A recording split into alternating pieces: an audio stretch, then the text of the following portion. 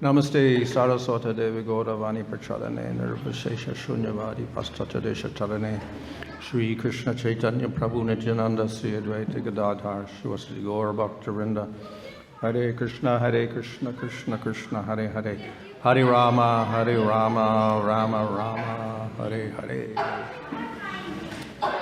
Hare. So everyone has a past, everyone is in the present, and everybody has a future.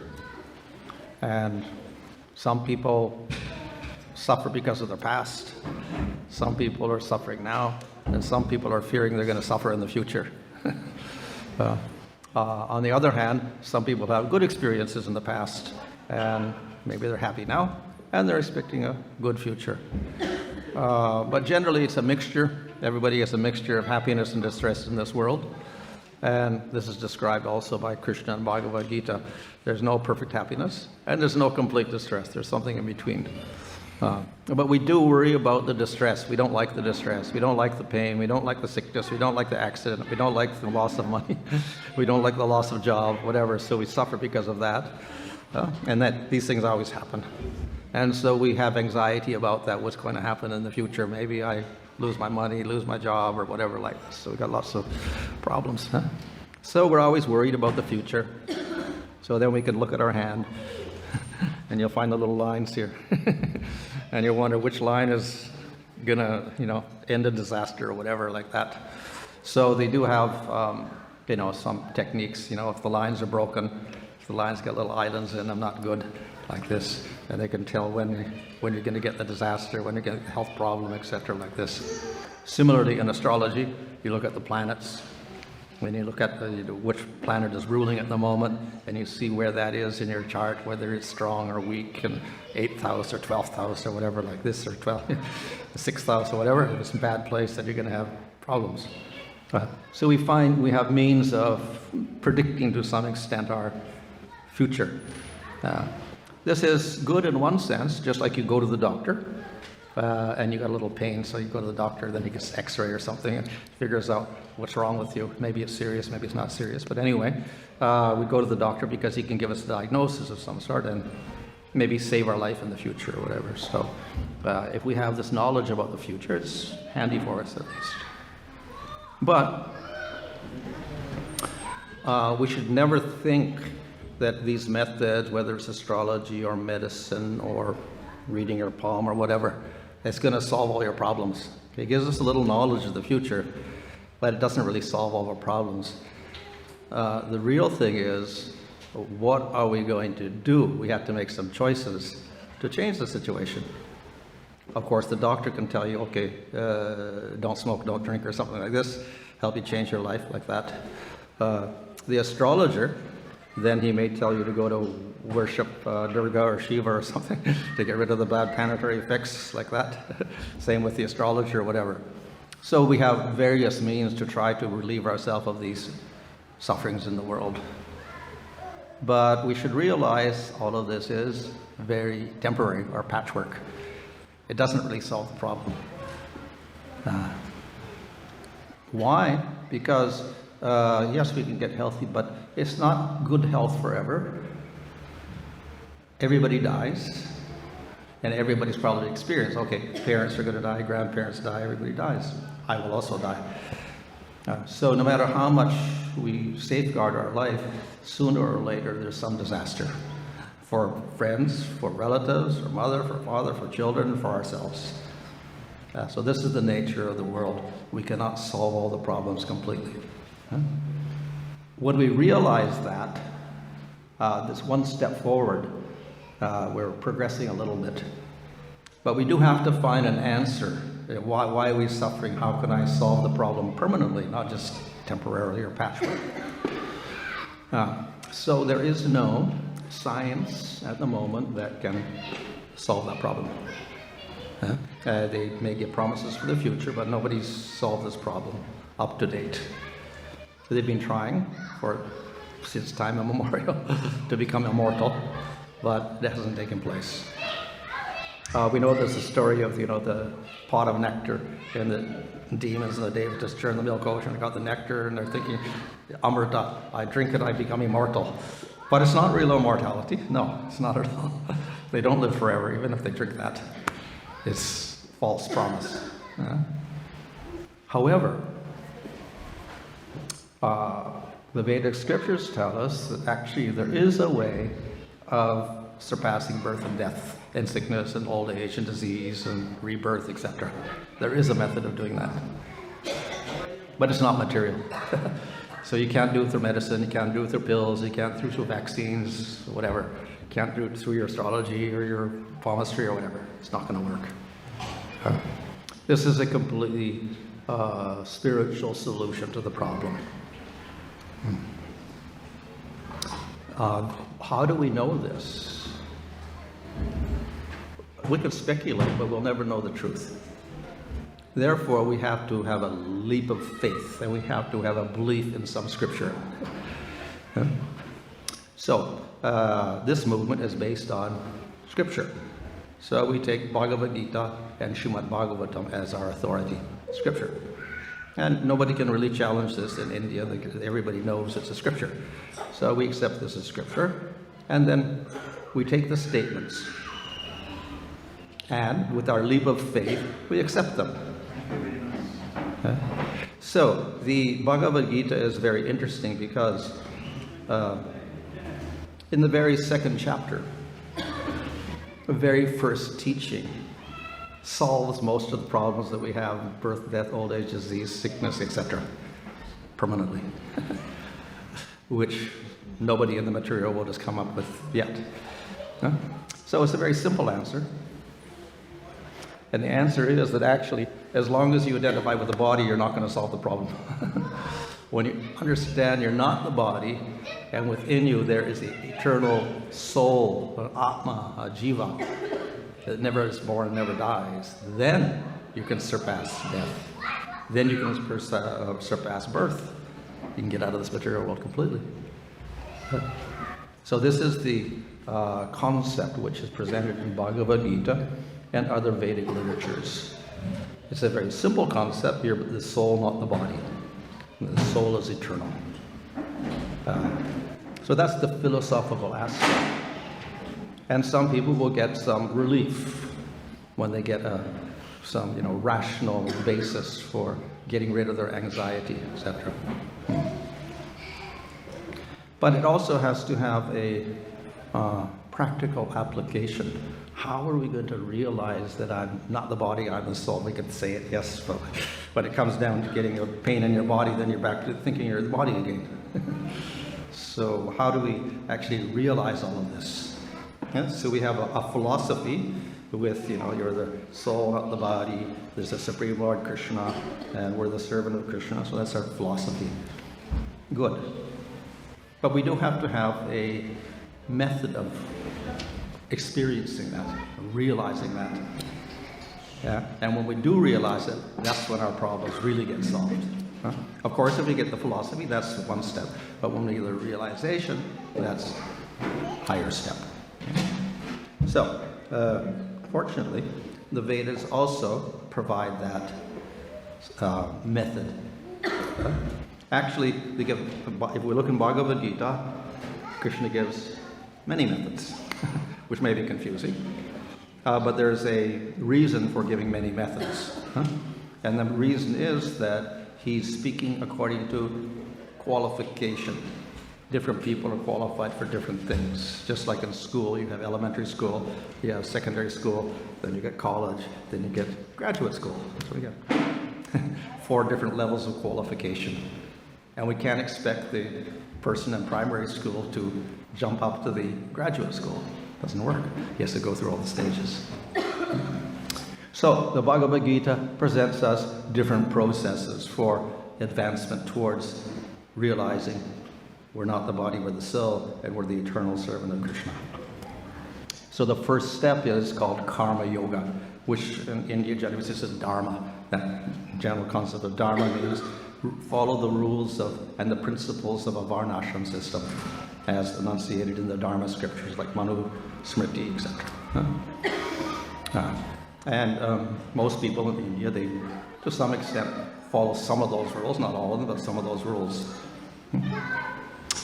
So that's the first step. That's the lowest step. And that is an attempt to help us control our senses so that we can live a stable life now on earth in terms of raising family, supporting the family, living peacefully in society, contributing to the whole nation, etc. This is all what Dharma is about. Huh? And it's divided up. The people on the lowest level in Tamagun, people in Rajagun, people in Sattvagun. We have the Sudras, Vaishyas, Kshatriyas, and Brahmanas, all with different sets of rules according to their qualification. So the attempt of that is to raise us in the material world up to higher consciousness, till the point that we can begin to appreciate, I'm not the body, I am the Atma, I am the soul. At least we get some little bit of intuition of that. Then we're ready for the other processes, Jnana Yoga, Ashtanga Yoga, and Bhakti Yoga, which are all explained in Bhagavad Gita. So, with the Jnana Yoga, then there is the philosophical study of things like Upanishads, by which you understand, I am not the body, I am the soul. And then you follow a sadhana, practice of renunciation, starting to withdraw from the material world. And then you can go into more practical process of Ashtanga Yoga, in which you also practice austerities, and then you do asanas and pranayama and dhyana and try to go into samadhi, a state of realizing the Atma. If we succeed in Jnana Yoga or Ashtanga Yoga, then we can realize Atma. We have an experience of I'm not the body, I'm the soul. So that's one realization, not just theoretical knowledge. So those are two processes for doing that, Jnana Yoga and Ashtanga Yoga. Unfortunately, they are rather difficult to follow for most people in the modern day. In previous ages, people were highly qualified, and they lived long periods of time, and they could follow these processes. Furthermore, you have to be fixed in sattva, the highest process. So generally, only Brahmins would practice Jnana Yoga, for instance. And it takes a long time because you have to stop your senses, you have to deprive yourself, you have to fast, you have to live in a lonely place, etc. But it's quite difficult for most people to follow. The fourth process is the final process. This is called Bhakti Yoga. And this is the, which makes up the principal part of the Bhagavad Gita. That is Bhakti Yoga. In fact, the middle 6 chapters are all about Bhakti Yoga, 7 through 12. It's all Bhakti. So, Bhakti Yoga, how is it a progression over Jnana Yoga and Ashtanga Yoga? Yes, there is acceptance of Atma, soul, except I'm not the body, I'm the soul. But then there's another principle, I am the soul, and there's a supreme soul, Krishna, and I am the servant of Krishna. Not a slave of Krishna, but a servant in the sense that we are devoted to him and we express our love for him. So that love we call bhakti, and it matures into prema. So we have a relation of love with God. That is the process of Bhakti Yoga. So that's the final stage. We realize not only Atma, or soul, we also realize God, Supreme Lord. What's the benefit of that? Bliss. We experience the highest love, which produces the highest bliss. So that's the process of Bhakti Yoga. So the Bhagavad Gita presents all of these processes where you can gradually advance from Karma Yoga, then to Jnana Yoga, Ashtanga Yoga, and then come to Bhakti Yoga. So you can go gradually. So that's why all the processes are described in Bhagavad Gita. However, even that is a little difficult to do because it's going to take many, many births.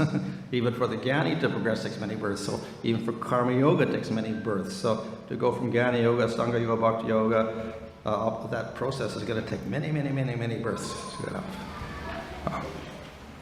Furthermore, our particular age is not suited for any of these processes, and very, very few people can do these processes. So, what are we to do? Solution is, forget about the first 3 processes, just do Bhakti Yoga. So at the end of the Bhagavad Gita, what does Krishna say? Give up all dharmas and just surrender to Krishna. Which means forget Karma Yoga, Jnana Yoga, Stanga Yoga. Just do Bhakti Yoga. That's the conclusion of Bhagavad Gita. And nobody can argue with that. This is a simple statement made at the end of the Bhagavad Gita. You follow the process of bhakti and forget everything else. Yeah? So that is said because the other processes are going to take too long and not too practical for us. So therefore just do Bhakti Yoga.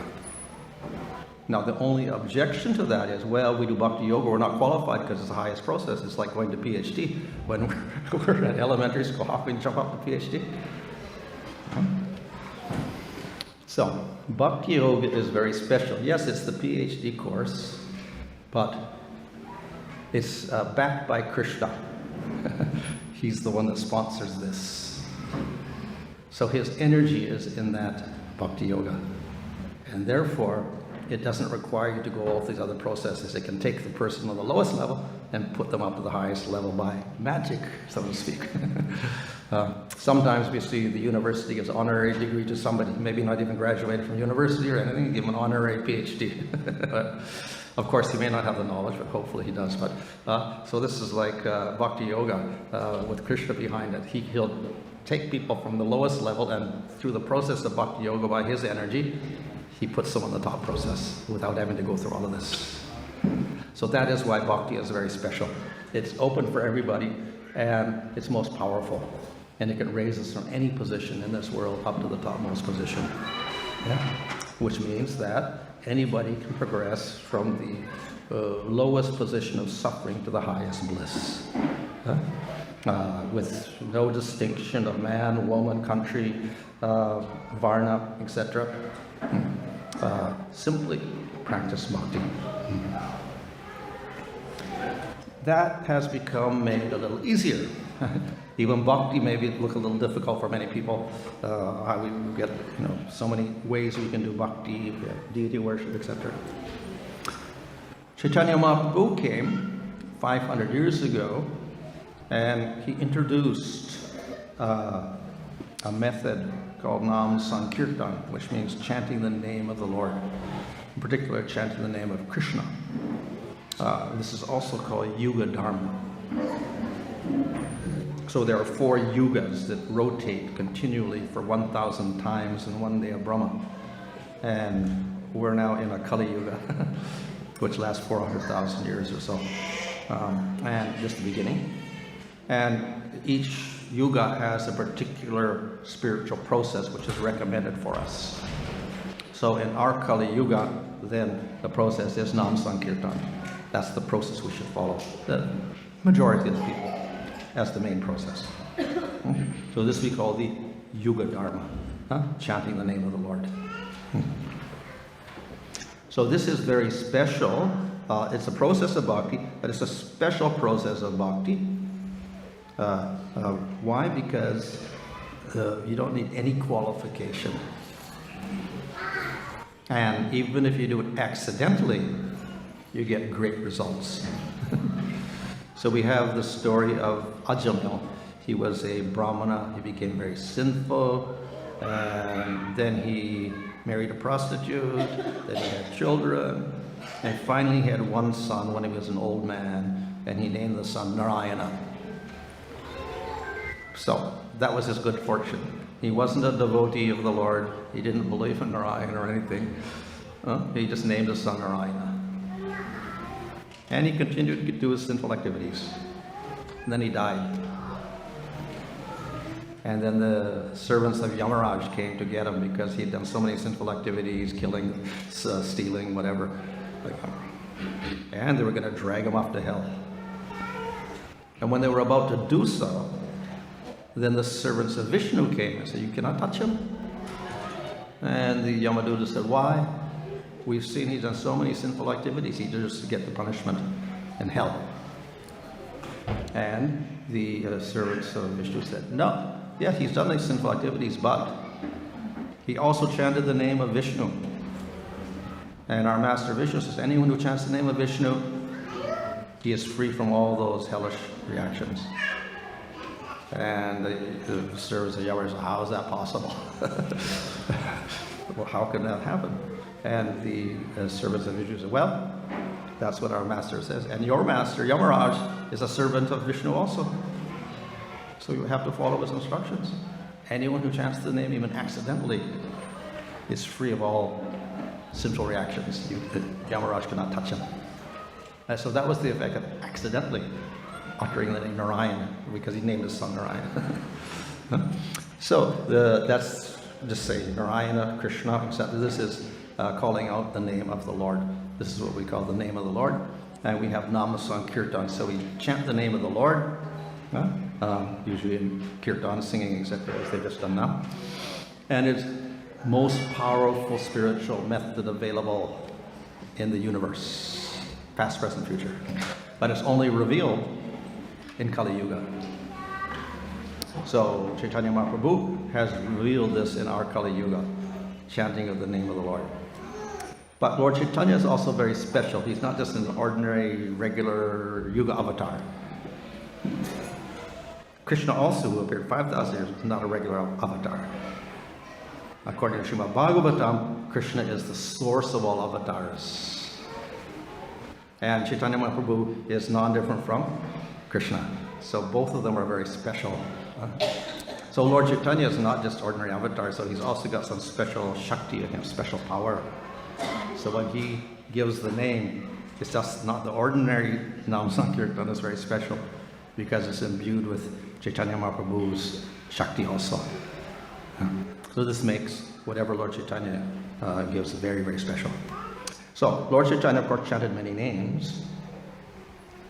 But the principal name is this Maha Mantra, Hare Krishna, Krishna Krishna, Hare Hare, Hare Rama, Rama Rama, Hare Hare. So simply the names of the Lord. Doesn't require any qualification. Other mantras require diksha, take a guru, get some secret mantra and chant with special rules. So this doesn't require any initiation or whatever. Everybody can chant, no rules and regulations. Very, very free. But that does not detract from its power. It is most powerful. And as I said, because it's Lord Chaitanya is bringing it, even more powerful. There's also another secret here. Most powerful because Lord Chaitanya is not different from Krishna. Krishna is supreme. Chaitanya Mahaprabhu also has, he's called the most merciful, more merciful than Krishna. Krishna is most merciful because we see if he kills someone like Putana, what happens when he kills Putana? Krishna kills Putana, who tries to kill him by giving her poison in breast milk, and Krishna kills her. And what happens? Putana ends up in the spiritual world, Vaikuntha. Even though she's a murderess, tries to kill Krishna. He's so merciful, he takes her to the spiritual world. No qualification at all. Demon. So Krishna very merciful. But we say, Lord Chaitanya is even more merciful. So why is that? Lord Chaitanya doesn't kill anybody. And still he elevates them to the highest level. So that's what Lord Chaitanya does. He doesn't kill the demons. He makes them into great devotees right on earth.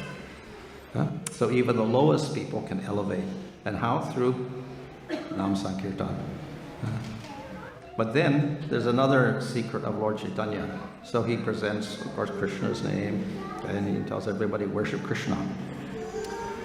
But Lord Chaitanya himself has a special mission, personal inner mission, not just to distribute Nam Sankirtan, and that is Chaitanya Mahaprabhu, though he is Krishna, he takes the role of Radha to experience Radha's love for Krishna. So therefore, Lord Chaitanya is a combination of Krishna and the mood of Radha.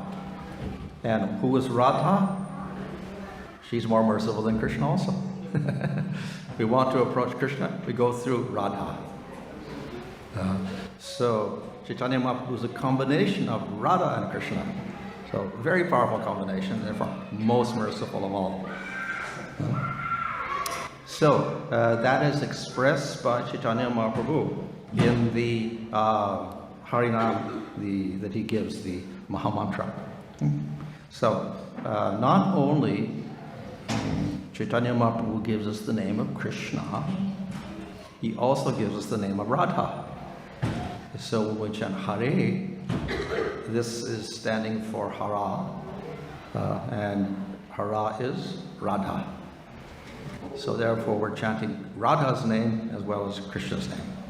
So we're invoking the mercy of Radharani and the mercy of Krishna. And what does that do? Then we can realize not only Krishna, we can also realize Radha and her love for Krishna.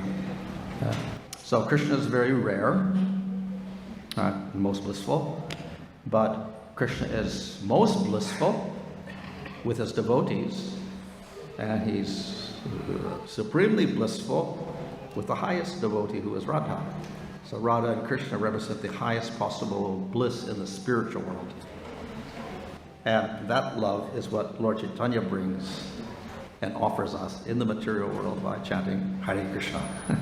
So that he's got very, very special gift he's giving all the people of Kali Yuga. So this is very rare. Even Krishna doesn't give that. But Lord Chaitanya gives this. And when Lord Chaitanya is gone, and then other yugas, again, they don't get. So we're at a very auspicious moment in Kali Yuga where we can take advantage of the mercy of Chaitanya Mahaprabhu. We chant this name and we get the highest results.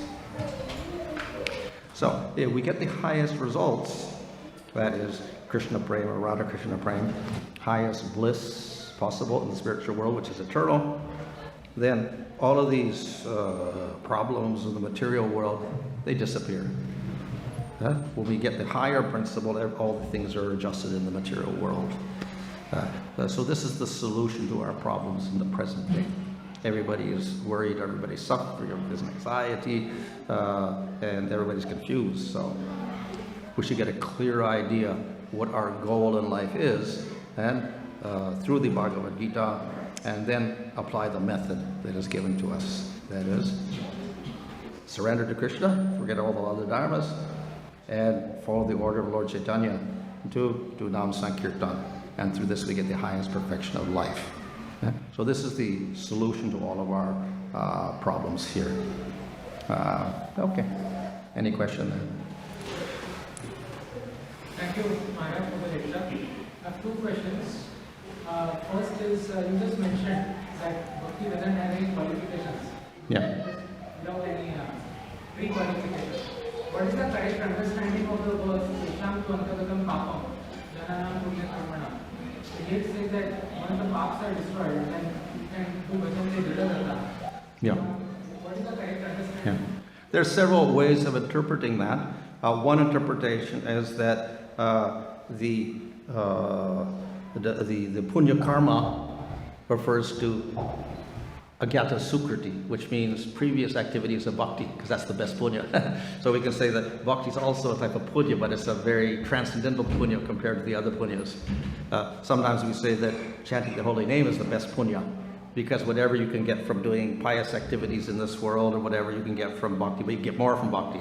So it's the best punya, it's the best yoga, it's the best meditation, it's the best of all of these different things. Vrata, it's the best tapas, it's the best everything. So in that sense, we can say the punya is bhakti itself. Generally, bhakti is caused by bhakti, not by punya. It's not dependent on any of the process. Punya, pious activities, is material. Sattva-gun activities, which produce sattva-gun results, or destroys your tamagun results of karmas. But bhakti cannot be produced by a material method. So only bhakti produces bhakti. So then what are these activities that you do that produce bhakti? It means previous activities of bhakti. But if we weren't a devotee, didn't have any faith, how could we do bhakti? So therefore it is accidental bhakti. And we get the mercy of devotees by which we are engaged in bhakti, and we don't know it. And when that accumulates, we get shraddha or faith, then we do bhakti. So for instance, no faith, therefore you won't go to the temple. You'll avoid devotees if you see them. Whatever, no faith, you just kind of avoid everybody. You do your hard work or whatever. But then somehow or other, somebody gives you some Krishna Prasadam and you eat it. And that's all, you eat it. So you don't know what's Prasadam? Well, okay, it tastes nice. So that's unconscious bhakti. And it influences the soul. It has an effect on your Atma. Your Atma gets a little bit inclined towards Krishna. And then if you get Prasadam in next life once, you get a little more inclination for Krishna in the soul. You get it next life a little more like this. So over 20 births, you get one bite of Prasadam every lifetime once. Then you get enough inclination for Krishna, you develop faith. And they think, okay, maybe Krishna is nice, I'll go and inquire and see about what is Bhagavad Gita or something like that. And then you can begin bhakti. So that's the cause of bhakti would be the agyata sukriti, or the unconscious or accidental acts of bhakti created by devotees altogether. So it's the mercy of devotees that leads to bhakti. But how does it relate to that first line, Tesham tu antagatam papa? How does it relate to antagata of papa?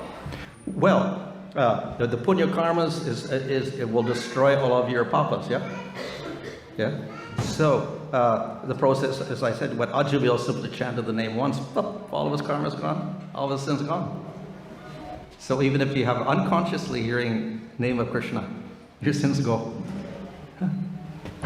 So that's your punya karma, basically also. Accidental hearing the name of Krishna, accidentally take a prasad, accidentally sing Jagannath and Rath Yatra, whatever. The second one, you mentioned that Chaitanya Mahaprabhu is Krishna is a special incarnation for this Kali Yuga.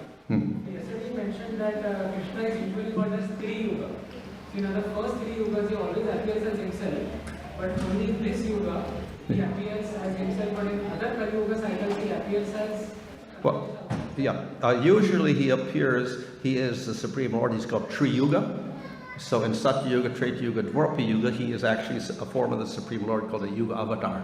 Every yuga, sir. Yeah, and in every Kali Yuga, he's a Shaktavesh avatar because he's supposed to be only 3 yugas, so he's a jiva with special powers, but they call him avatar, so he's kind of in between, like that. But in the case of Chaitanya Mahaprabhu, he's not a Shaktavesh avatar, he is same as Krishna, and Krishna's not this the regular Yuga avatar, he is Swayam Bhagavan Krishna, so both of them are very special.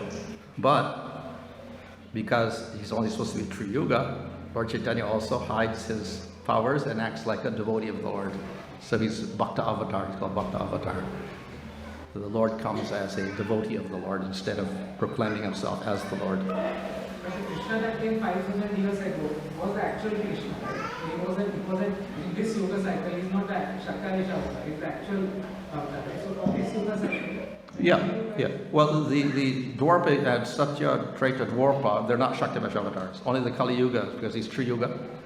So only the Kali Yuga one will be a Shaktavesh avatar under normal circumstances. But when the Pre-Yuga avatar is Krishna, who is the source of all avatars, so he's a little bit different. It is said that the other Yuga avatars are expansions from the Manvantara avatar, who's an expansion from Garbhodakshaya Vishnu. So that's, the expansion of expansion of expansion. But then Krishna comes himself, then he is quite different.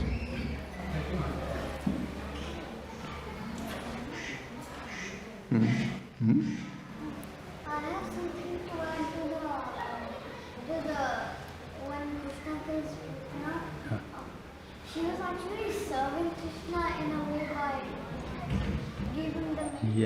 Yeah. Well, yes, she was, and she also dressed up like a gopi. But her intention was pretty evil. She dressed up like a gopi so nobody would suspect that she was a demon. And then she smeared poison on her breast when she fed Krishna in order to kill him. So she had an act like a mother, but her intention was not a mother, but rather to kill Krishna. So it was rather a devious plan.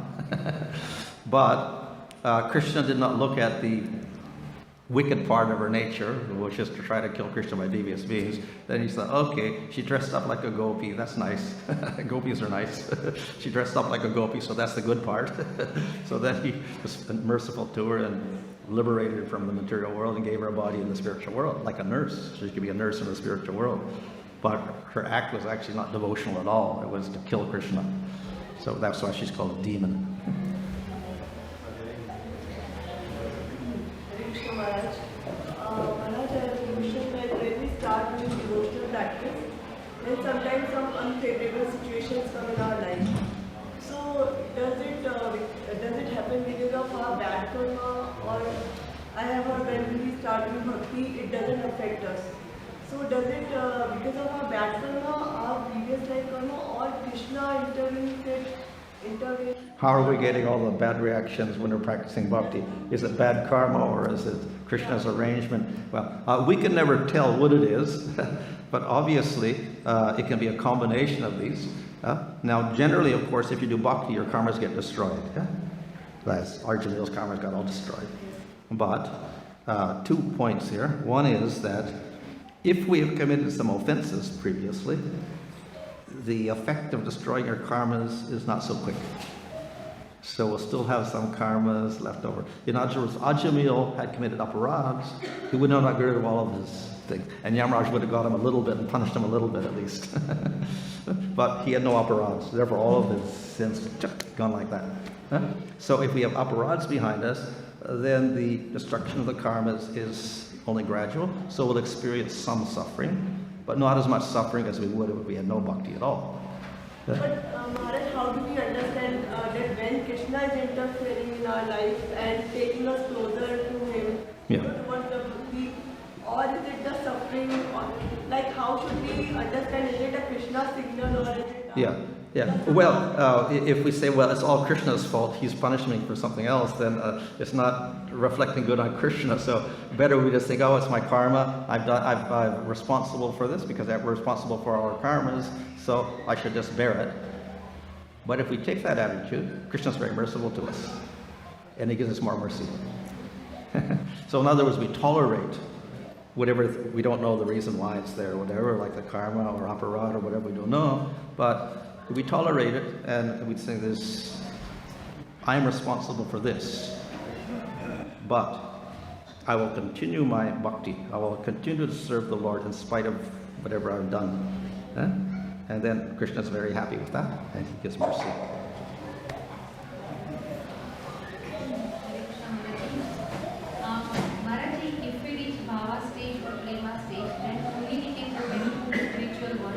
Or it's just a bonus?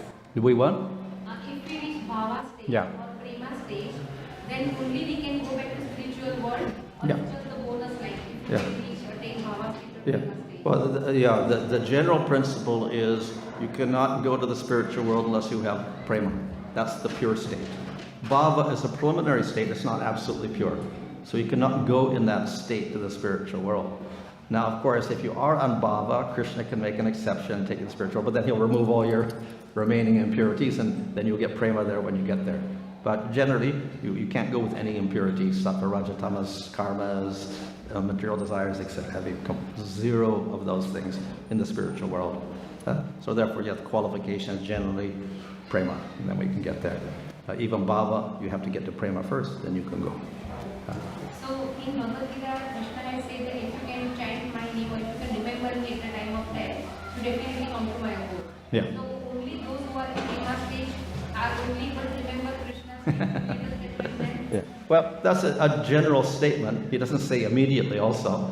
You remember Krishna when you die, but you haven't got prema. Then you would go for another few births, and eventually you get to Krishna. So it's not immediate, but you're still, obviously, it's a great advantage to remember Krishna when you die, because then you get another devotee body or whatever like that, and you can progress nicely. And the devotee himself is not demanding that he should go immediately to the Lord also. He also says, well, the devotee will think, well, when Krishna wants, he can take me there, but I'm not demanding to go to spiritual world. In other words, salokya, or desire for the same planet of the Lord, if we just desire that, that's also an impurity. So the devotee will only accept service to the Lord, and if the Lord gives service, he's happy. And if he takes you to spiritual world, fine, gives spiritual world, fine, but the devotee is not asking for those things. He's only asking for the service to the Lord in prema.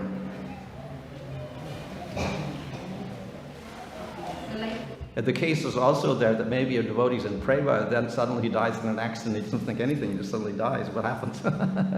So the answer, Ramanujacharya, it doesn't matter, he says. If he's on that state, whether he remembers or doesn't remember, doesn't really matter. He's under the Lord's mercy, so the Lord takes him. What is the difference between anartha and aparadha? Huh? Anarth and aparadh. Ah, yeah. Well, in Harinam Chintamani, Bhaktivinoda Thakur says that the aparadhs are a type of anartha, because anartha means all the impurities or something that we hold in our mental body, covering the jiva. So that's all the material desires for enjoyment, desires for svargaloka, desires for liberation, desires for yoga cities, etc. All of the transmutations of our desires, like anger, hatred, greed, desire for position, desire for fame, cheating propensity, all these things are called, weaknesses of heart, those things. And another type of anartha is the aparadhs. Nam aparadhs, seva aparadhs, that's for deities. Nam aparadhs concerning the name and bhakti, and Vaishnava aparadhs, offenses against devotees, and jiva aparadhs, offenses against jiva. So these are the aparadh section. So if these aparadhs are not really intentional and filled with hatred, then they just remain as like anarthas. And through the process of anartha vritti, when we do bhakti, then gradually these get destroyed, and we come to nishta, and ruchi, asakti, bhava, and prema. So gradually bhakti will destroy all those. However, if those offenses are intentional and with malice, hatred, or whatever, then they're very destructive, and we don't get purified by the bhakti. They destroy the bhakti instead. And of the worst of those is the Vaishnava aparadh, offending the devotee. So this is called the mad elephant offense in Chaitanya Charitamrita, and mad elephant will come in the garden and destroy everything. So we have to be very careful of the intentional aparadhs, and particularly the Vaishnava aparadh. They're much more serious than sinful activities, because sinful activities are, of course, bad karma, but the aparadhs, they can damage your bhakti. Also, Maharaj, you are a practitioner of Reiki. So, how do you see that Reiki in connection with Krishna consciousness? How it can be used in the service of Lord? Well, Reiki, or not just Reiki, we have pranic healing, we have alternative medicines, we have Ayurveda, we have acupuncture in China, and Chinese herbal medicine, and so many alternative therapies like this around in the world. And then we have Western medicine. So they're all attempts to adjust our body and cure our body. And because we want to have a healthy body to perform bhakti, then we can use any of these methods according to what we find convenient for our body, and then use them. That's all. So it's just a method of keeping our body in good health so we can serve Krishna. Okay. What is the quick remedy to remove aparadhs? What is the remedy to remove aparadhs? To remove aparadhs, intentional aparadhs.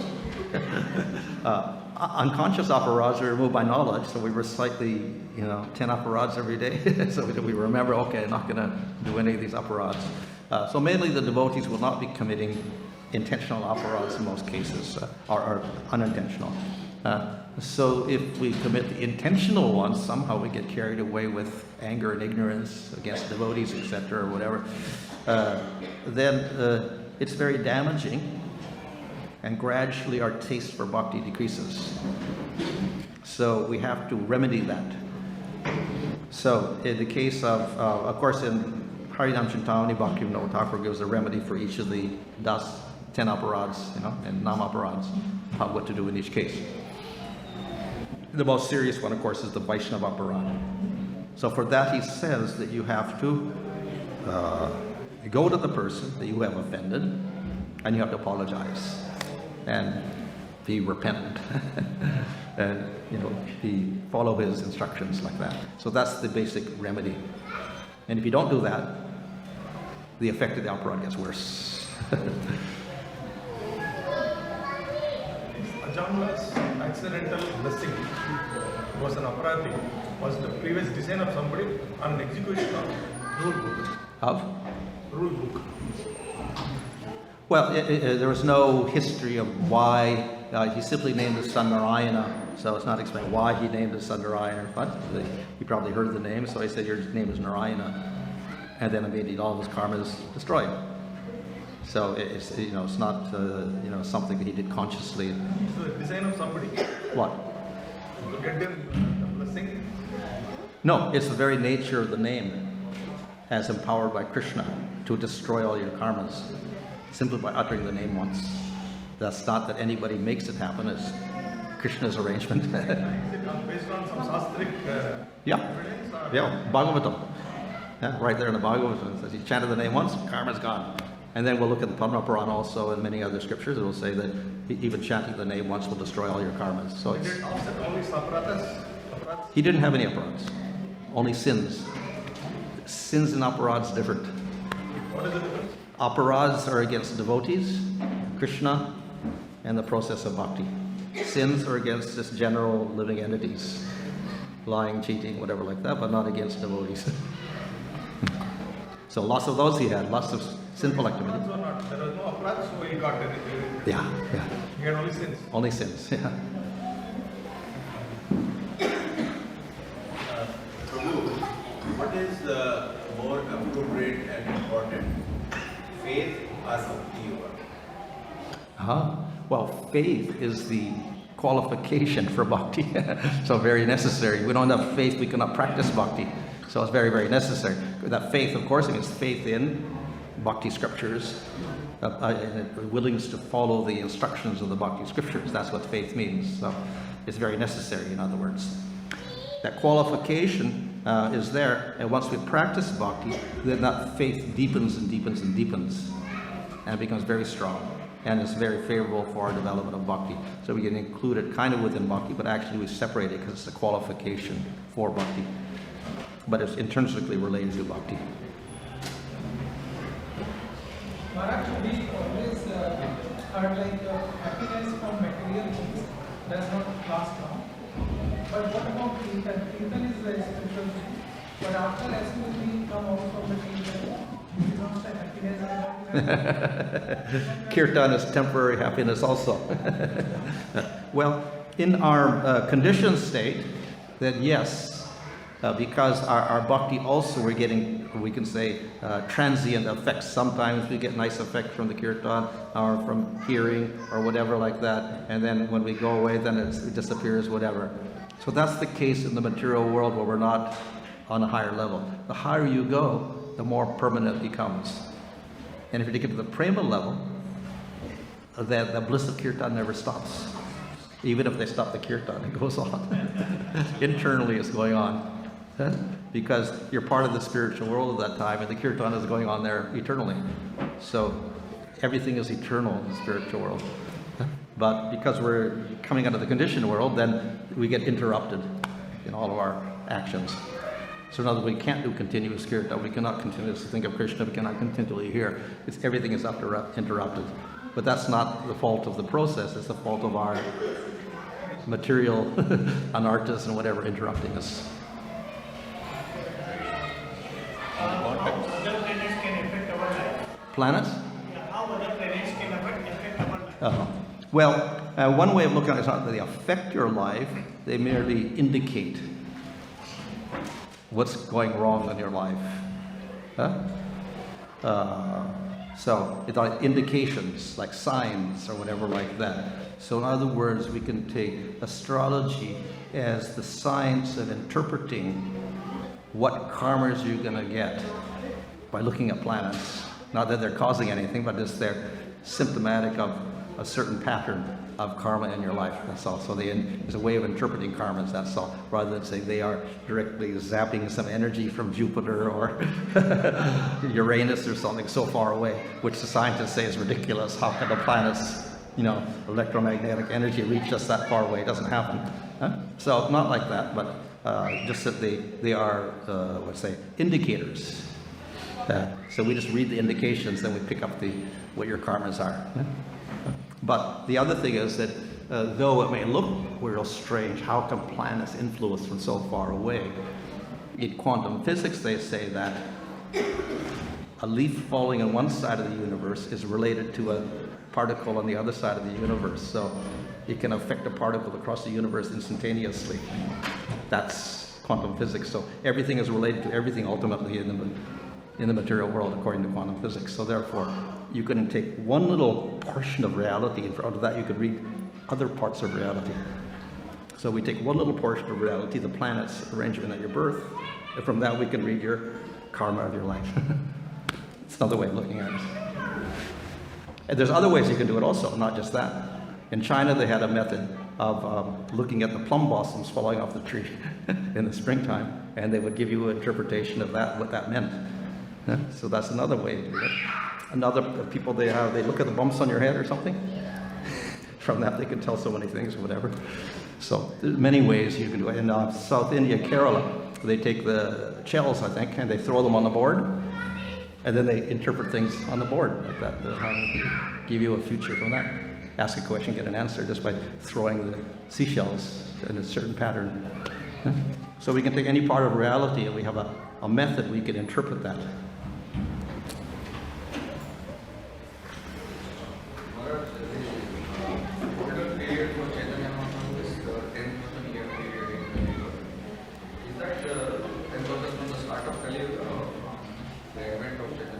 After 5,000 years. So that's when Lord Chaitanya appears, basically 5,000 years into Kali Yuga, then we get a 10,000 year period. Yeah. But that's a little small period because the whole period is like 400,000 years. So it's just a little